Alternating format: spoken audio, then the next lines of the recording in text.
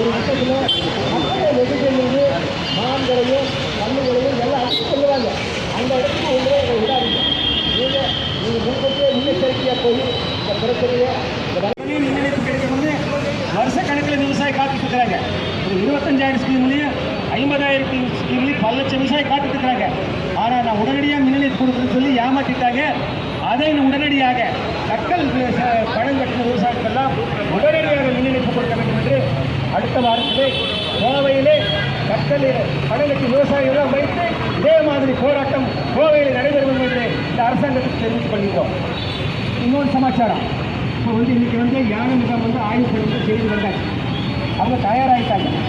நாம் விட்டோம்னா இன்னும் நிலைமை மோசமாயிடும். ஆகவே ஓரிரு நாட்கள் மேட்டுப்பாளையத்தில் இந்த வாரத்தில் மேட்டுப்பாளையத்தில் மாபெரும் ஆர்ப்பாட்டம் யானை முகாம் நடத்துகின்ற முயற்சியை கைவிட வேண்டும் என்று மேட்டுப்பாளையத்தில் நடக்கின்ற யானை முகாம் எதிர்ப்பு ஆர்ப்பாட்டத்துக்கு எல்லாம் வரவும் தயவு செய்து.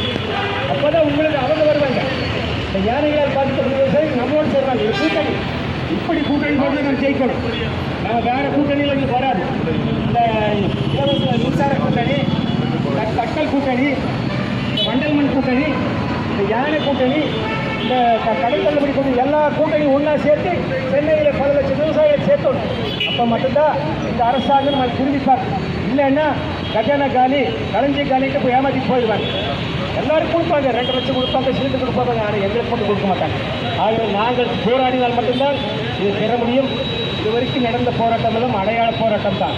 இதுதான் ஆழமான போராட்டம், உண்மையான போராட்டம், சக்தி வாய்ந்த போராட்டம், சரித்திரம் படைக்கின்ற போராட்டத்தை நாம் செய்தால் மட்டுமே நமது பிரச்சனையை தீர்ந்து விவசாயத்தை காப்பாற்ற முடியும்.